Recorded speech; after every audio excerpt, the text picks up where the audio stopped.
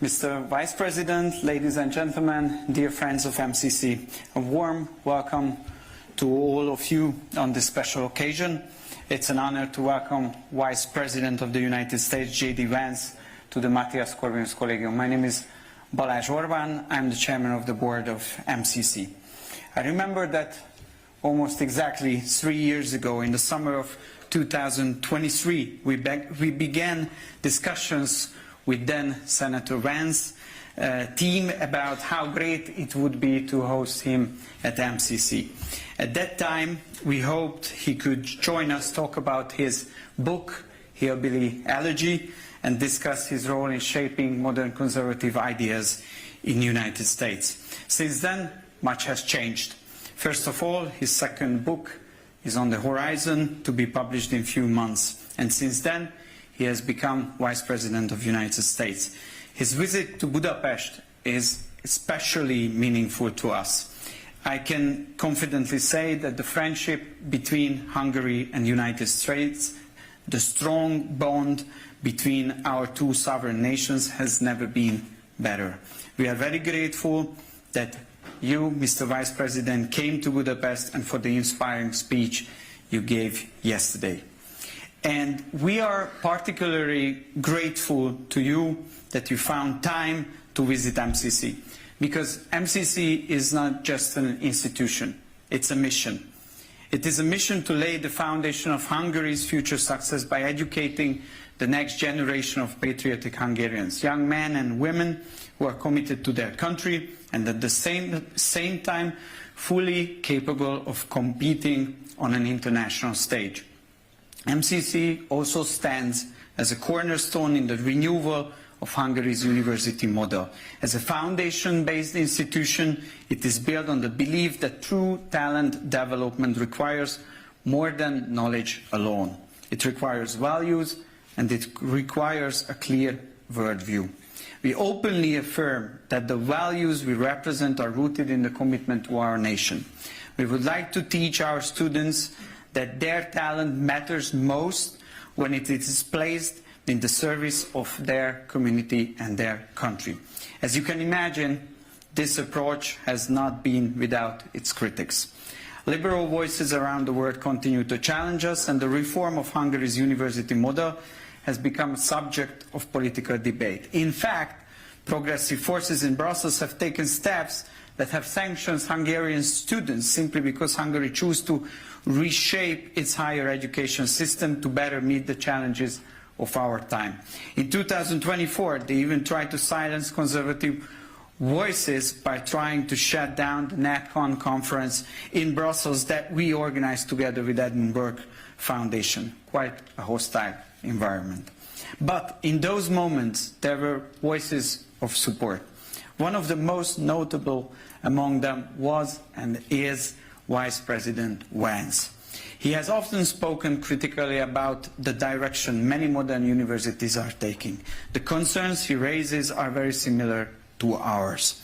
In many parts of the Western world, universities are increasingly shaped by strong progressive ideology, one that can limit freedom of thought, restrict open debate, and weaken both scientific research and true talent development. So, Mr. Vice President, allow me to thank you not only for being with us today, but for standing with us when it truly matters.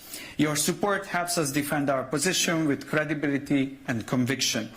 To us, this is more than a gesture, it's a clear sign of the enduring strength of American-Hungarian relations.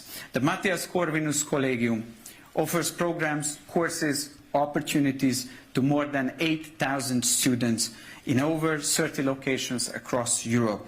What began as a mainly Hungarian initiative has grown far beyond that. We are expanding across the region and internationally, with presence in cities like Brussels, Berlin, Vienna.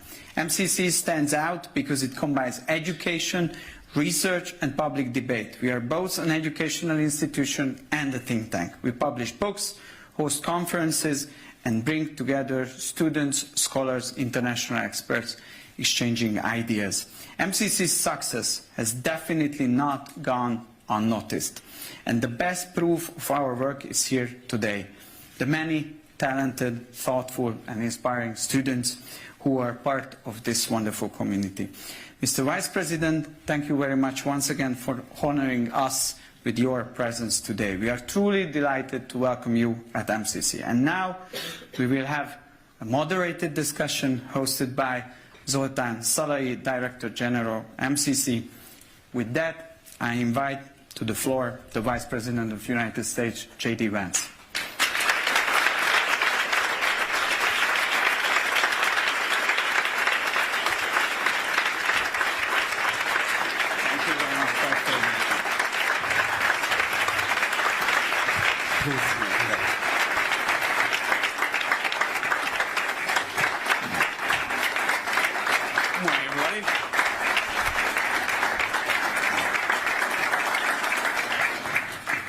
Good morning, thank you.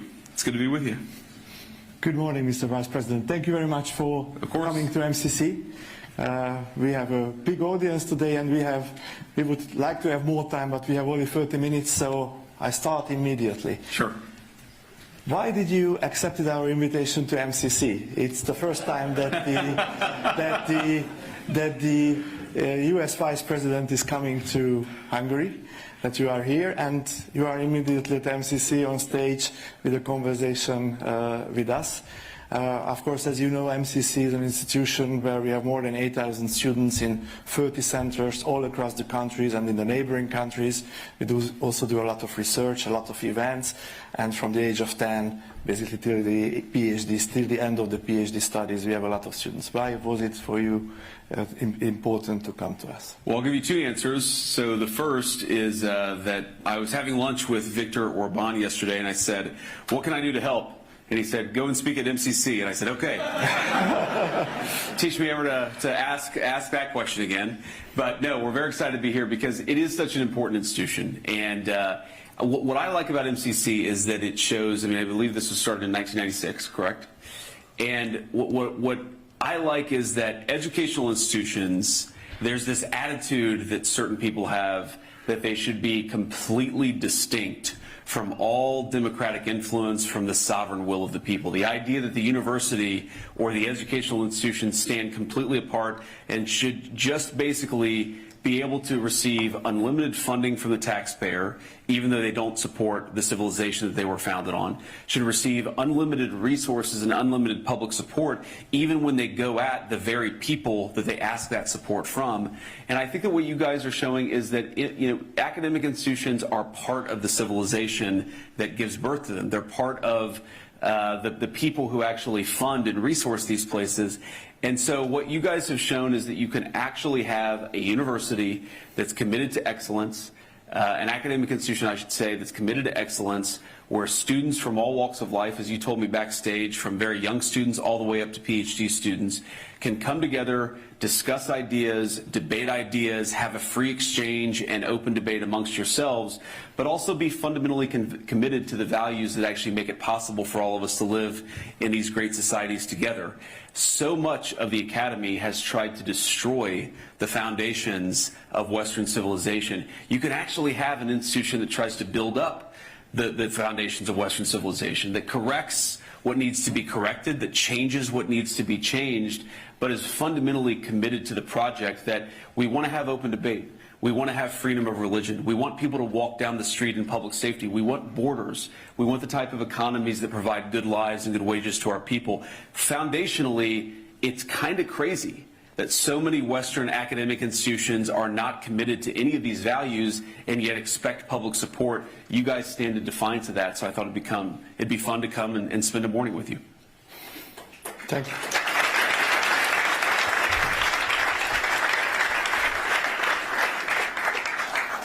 I could talk for hours about MCC, but let's jump into political topics.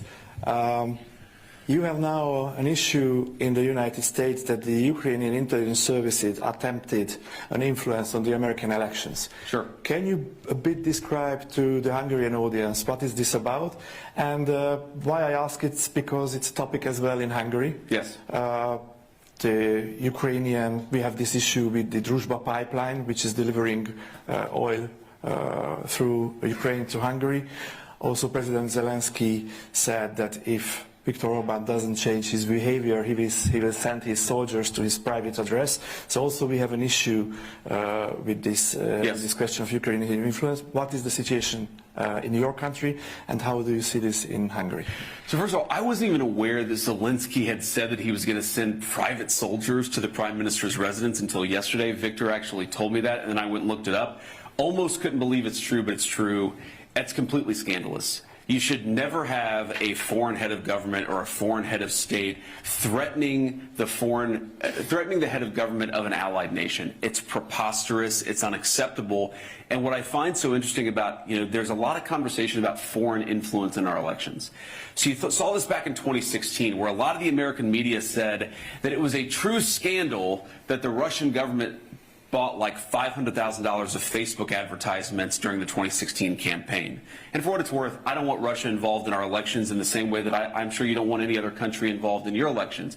I've also been told that the Vice President of the United States coming and saying that Viktor Orbán is doing a good job and is a helpful statesman to the cause of peace, that's foreign influence. But what's not foreign influence is when the European Union threatens billions of dollars withheld from Hungary because you guys protect your borders. That's apparently not foreign influence. What's not foreign influence is when the Ukrainians shut down pipelines, causing suffering among the Hungarian people in an effort to influence an election. That's allegedly not foreign influence. It doesn't pass the smell test. Foreign influence is when other governments threaten, cajole, and try to use economic influence to tell you how to vote.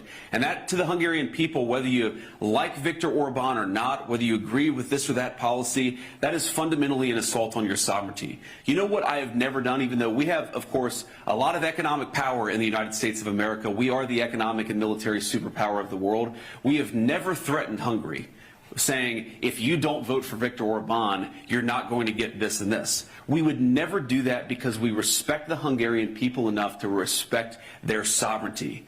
The fact that so many foreign actors, whether they're transnational organizations like the bureaucrats in Brussels, or whether it's foreign governments, are literally threatening the Hungarian people, vote this way or we're going to exact our revenge on you, that should make you very angry. You should vote against that for the simple reason that you are sovereign in this country. One of the coolest things about my visit is, late yesterday, when it was closed down, we went and saw the crown of St. Stephen in the Parliament.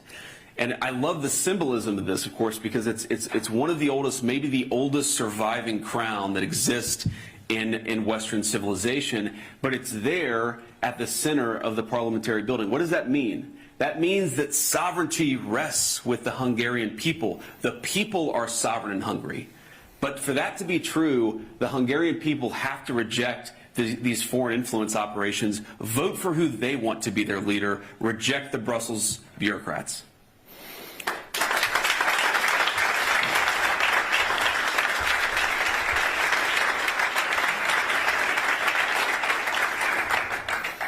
You were talking about the influence from Brussels. It's also interesting how, for example, free speech is in danger. If you look on the tech companies Sure. and the influence on them from the Brussels bureaucrats, it's an important topic, it's an important question. But in connection to you, one of the largest Hungarian oppositional leftist mainstream press wrote that there is no Ukrainian or Brussels influence in Hungary, only Russian influence. Do you know this from somehow? I had not seen that observation, but again, I find it darkly ironic that people are accusing me of engaging in some kind of foreign influence. All that we're saying is that Viktor Orbán, he does a good job, because he does. He's a very, very important partner for peace with the American government, because he is. I hate to say this, because they're obviously much bigger economies, much more populous countries in Europe, but most of the European political capitals have not been nearly as helpful to the cause of peace between Russia and Ukraine as Viktor Orban has. And it's not because, by the way, I've sat in private meetings with Viktor where he has very, very capably summed up the Ukrainian position, where he said, this is what the Ukrainians care about, this is what the Russians care about, because if you want to make peace, you have to understand what the two parties to the conflict actually think. It's not a betrayal to try to understand where both the Russians and the Ukrainians are coming from. It's a necessary component to achieving a peaceful settlement. That's not Russian influence, that's a desire for peace. This is not American influence. Do you know how much, again, I would never do this, but you know how easy it would be for the United States to threaten Hungary economically in the same way the EU has? We would never do that because we respect our friends enough to respect their democratic will. What's going on in the EU, what's going on in Brussels, what's going on with some of these foreign influence operations, I'm telling you, it is a scandal. It's the reason why I'm here. This is unprecedented. It's unprecedented for an American vice president to come the week before an election. The reason why we're doing it is because we thought there was so much garbage happening against Viktor in this election that we had to show that there are actually a lot of people and a lot of friends across the world who recognize that Viktor and his government are doing a good job and they're important partners for peace. That's why we're here, but ultimately the Hungarian people are going to be sovereigns because that's how it should be.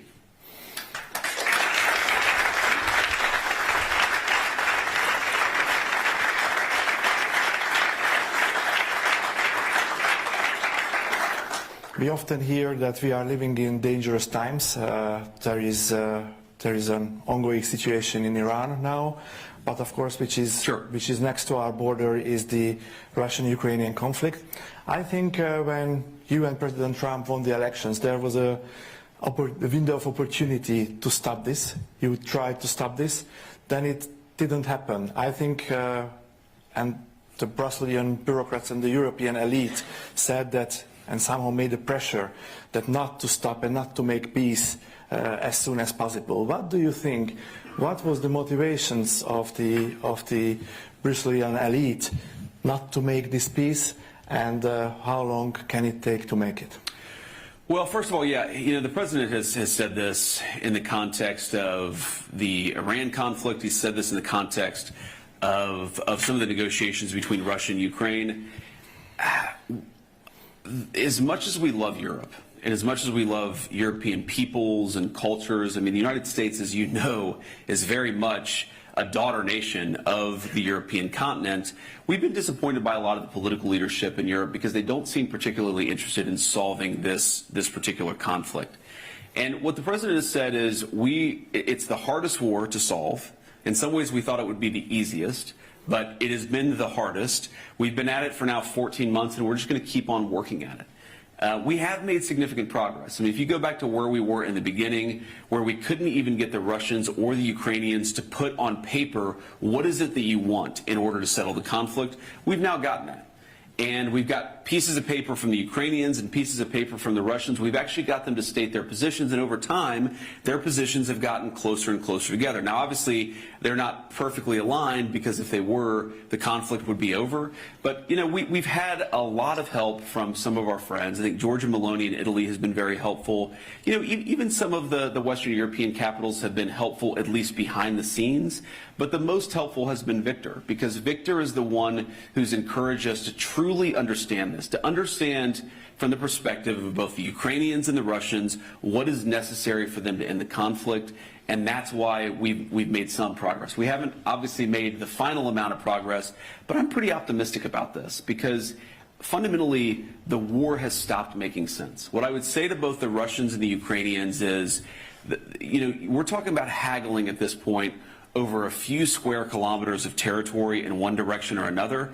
Is that worth losing hundreds of thousands of additional Russian and Ukrainian young men? Is that worth an additional months or even years of higher energy prices and economic devastation? We think the answer is clearly no, but it takes, two to tango. So while Victor and President Trump are going to continue to work towards a peaceful settlement, fundamentally we can only open the door. The Russians and the Ukrainians have to walk through it. And what do you think about Europe? Europe has several problems if we look on the growth numbers of the European Union, on the competitiveness, on the energy prices. How do you see Europe, and what could be the future for Europe under these circumstances? Yes, it's very sad because there's so much. I talked about this in my speech last night a little bit. There's so much discussion in the European press. Do Vance and Trump and Rubio, do they hate Europe? Do they love Europe? The answer is we absolutely love Europe. It's an important trading partner, but most importantly, again, like I said, it's an important cultural cousin of the United States of America. The ideas that founded the United States of America were first birthed on the European continent. We're very mindful of that fact. And of course, we love the people, the culture, the everything about this place. But we do have some disagreements with the political leadership. In particular, why have the Europeans, while saying, by the way, that Russia is the biggest national security threat, why have the Europeans made themselves completely dependent on unreliable sources of energy? Like, if you think that Russia, an energy superpower, is the biggest threat, you should do everything in your power to make yourselves economically and energy dominant, like President Trump has done in the United States. Our European friends have done the exact opposite. If you look at the cost of electricity in the United Kingdom, which is way underinvested in their energy resources, UK families are paying 4 times, 5 times, 6 times what United States citizens are paying for electricity. Now, obviously, I care most about America's citizens. That's who I'm elected to represent. But isn't it a scandal that middle-class Brits, that people who are working hard and playing by the rules, can't afford to heat their home, can't afford to transport themselves to work because their leadership has made energy so expensive? Isn't it a scandal that when normal people on the European continent try to talk about what's going on in their governments, they try to criticize their governments, they try to exercise their rights of free speech, those governments then go to American social media companies and say, you must censor the citizens of your own country because we don't want to hear them. We don't want to hear their free expression. We don't want to hear their free speech. There's just so much wrong with the political leadership. And I would particularly say the bureaucratic leadership in Brussels, right? People who aren't elected, who are not responsive to the democratic will, and I think have made the European continent less secure, less free, and less prosperous. The reason why we make criticism of European political capitals is because we want Europe to thrive, and we think they're making a lot of mistakes. I've had a lot of conversations with European friends, with European heads of state and government, and it's always funny. They always say, well, the United States it defies economic logic. You guys just have way higher economic growth. You have way lower energy costs. They say this as if it was something that happened through accident, rather than through the policy choices of the President of the United States. It is not magical that the United States has lower energy costs than the United Kingdom. It's because we've made smart decisions and their leadership has not. They could change course, and we hope that they will.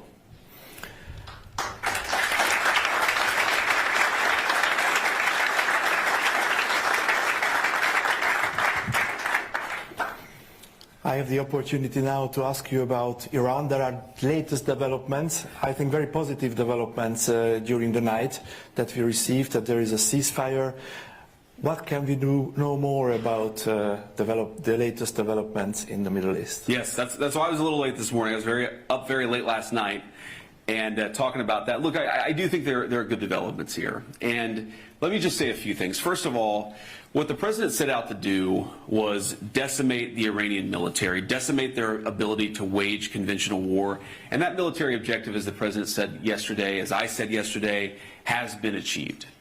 And because of that, what the president did is he basically issued an ultimatum to the Iranians. He said, open up the straits, stop trying to hold the world's economy hostage, and we'll engage in a ceasefire. And that's exactly the agreement that we came to last night. The Iranians have agreed to open up the straits. The United States has agreed to stop attacking.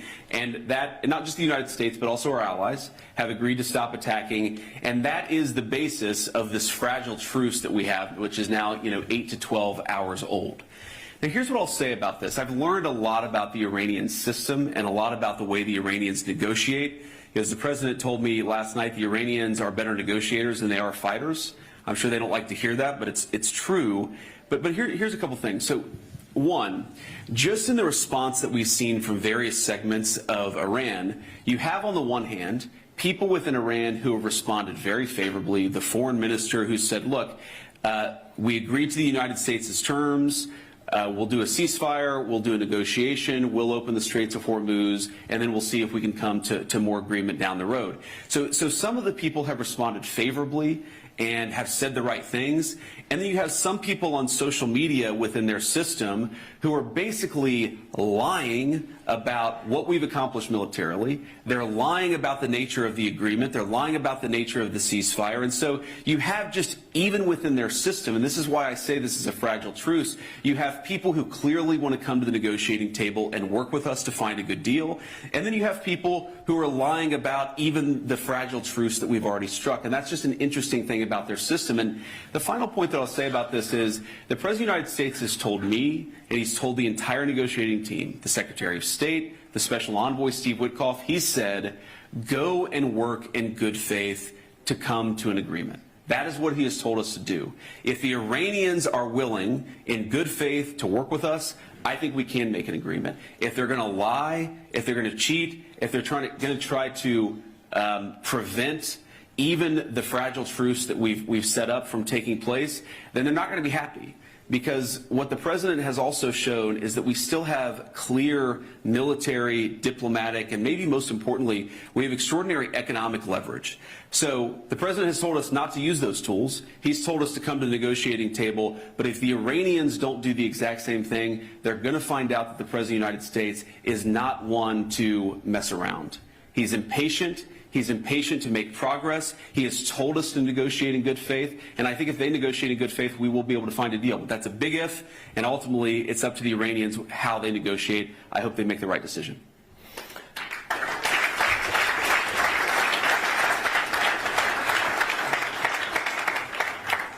We are here with a lot of talented Hungarian students. You talk a lot about education. Yes. How do you see the future of education? In which direction should it be developed? And do you know a bit the Hungarian education system, especially the tertiary education system, our university system?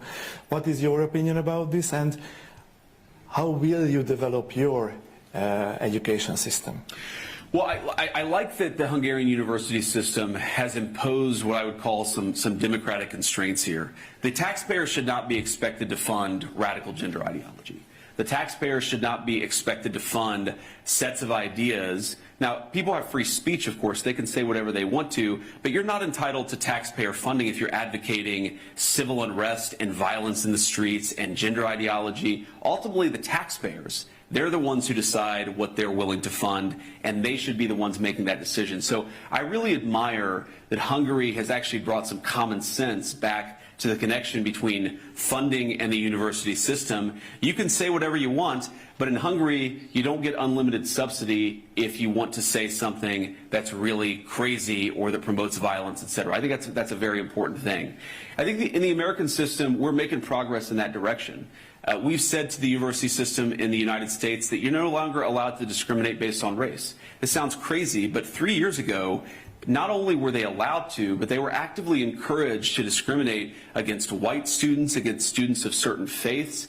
They were told, against Asian students, they were actually told that you had to have a higher score if your skin color was a certain tone, and a lower score if your skin color was a different tone. That's a violation of the American law. That's a violation of the American Constitution. That's a violation of basic morality. And the United States has now stopped that practice thanks to the leadership of the president and our Secretary of Education. So we're making progress, I think, in frankly reining the university system in. Less discrimination, more promotion of free speech, more recognition that taxpayer funding is not unlimited, and that's a very good thing. And I think, you know, fundamentally, the education system has two roles.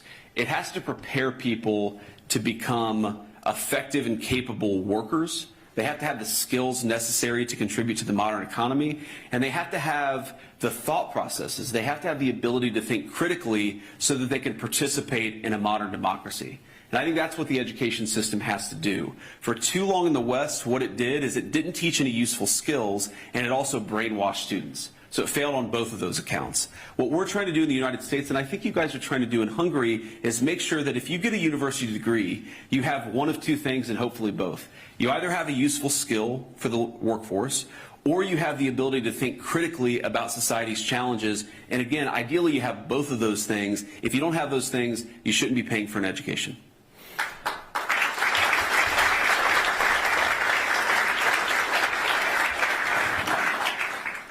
Your book is also translated to Hungarian. The Netflix movie about you is also watched in Hungary. You are coming from a more poorer family. Sure. You are coming from Rust Belt society of the United States, and you attended an Ivy League university. You have a degree from Yale. What was the most important that you received during your education? Well, that's a good question. You know, I mean, I guess the most important thing that I got during my education, at least in law school, is I got a wife because we met in law school, and that's very important. I'd get in trouble if I didn't say that. But she's actually now pregnant with our 4th child, so obviously family is always the most important. Thank you. And thank you. You know, family's the most important, and I do think that, you know, this maybe is going to sound trite, but not just marriage and relationships romantically, but also friendships. Some of the most important things that I got out of my educational experience, and I had a lot of good mentors who said, people don't invest enough in their friendships. This is a great opportunity to build the kind of friendships, if you're a young person, you're in university, to build the kind of relationships that really can last a lifetime. I think it's a very profound and powerful thing. You shouldn't, you know, yes, you want to get an education, yes, you want to get a good job, but you also, you know, you're spending 4 years with people, maybe longer. And I think you should take that opportunity to really get to know what you're interested in, who you are, and who you want to build a life with, because that's one of the best things that I think you can get out of an education. But I think that just, if you set aside the relationships, I think the most important thing that I acquired, if I'm being honest, at Yale Law School in particular, is that I learned how elite social networks actually work, okay? Like when I looked at this from the perspective of my hometown and I said, why are all the people who have the fancy jobs, why do they have this credential? Or why are all the people who are on the Supreme Court? Or why are all the people who have been in positions of political leadership, why do they all seem to know the same people and come from the same world? And the answer is that, as I think a lot of us know, whether it's in Brussels or Washington, D.C. or New York City, these places become very insular. And they're, you know, there are things about that just are. They're not good, they're not bad. It just, these places are insular. They're built around relationships. They're built around who you know. Many of the most important jobs in American society, I don't like this, by the way, but it's just the truth, are based on who you know. And so it's important to sort of develop those relationships, and it's important for conservatives in particular. I don't like this idea that conservatives shouldn't seek higher education. I don't think that we want to force everybody to go to college, but I think that if you're a conservative in the United States of America and you're interested in running for office, or you're interested in being a judge, you do have to get higher education, okay? So we can accept that college isn't for everybody while also acknowledging that for certain jobs and certain professions, college is necessary. But I think the very negative thing that I learned about it is that these social networks, because they're so insular, they also become very self-reinforcing. I think there are people who have political power in the United States of America, and I'm sure in Brussels too, who have no idea what the majority of Americans actually think about a given issue. They've actually never talked to a normal American, an American who comes outside of these social circles. I mean, I would meet people who went to a fancy prep school, who went to a fancy university, who went to a fancy law school, and had never spoken to a person from my home state of Ohio, even though, you know, it's at certain parts it's a 4 or 5 hour drive from Washington, D.C. And so I think one of the fundamental things that has to change, I don't know about the Hungarian system, but about the American system, is that unless we make education less, unless we make it, frankly, more of a meritocracy, where people can come from all over the country based on merit rather than on who you know, I think the system is fundamentally doomed. And maybe the most important thing about eliminating racial discrimination, particularly against middle-class white kids in the American education context, is not just the moral part of it, okay? The moral part of it I care a lot about. I don't want to discriminate against black kids, white kids, Latino kids. I don't want to discriminate against anybody based on your skin color. I think it's gross and immoral. But a very, very important part of it is that you're going to have actually greater geographic diversity in our universities, because you're going to have people coming from all over the country to study. I think that will make those social networks less insular and less self-destructive. What would be your... There is a record. What would be your final message to the MCC students? Here are young individuals, 18, 19, 20. What would be the most important that they should be very careful? And if you would be as young as they are now, how would you do your career?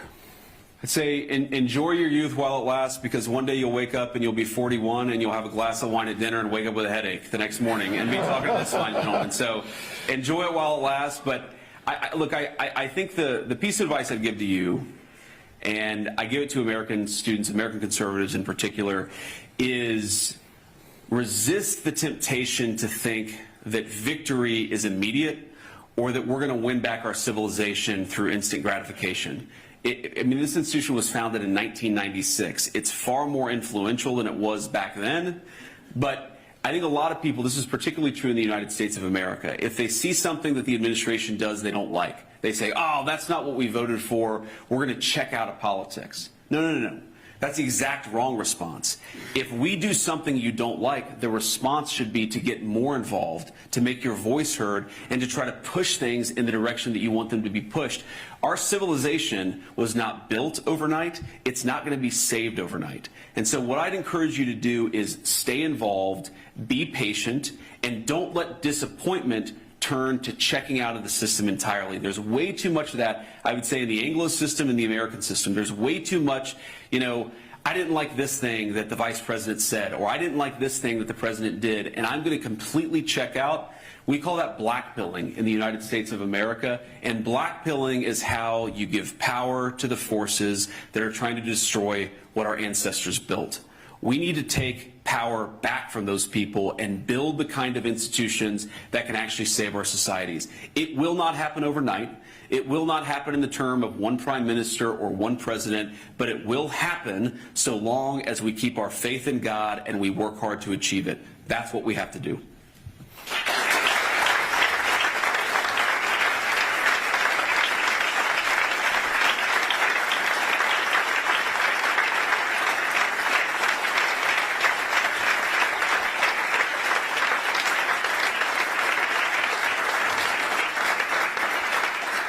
Standing ovation at MCC. Vice President J.D. Vance, thank you very much, and be a frequent guest at MCC. Thank you. Thank you very much.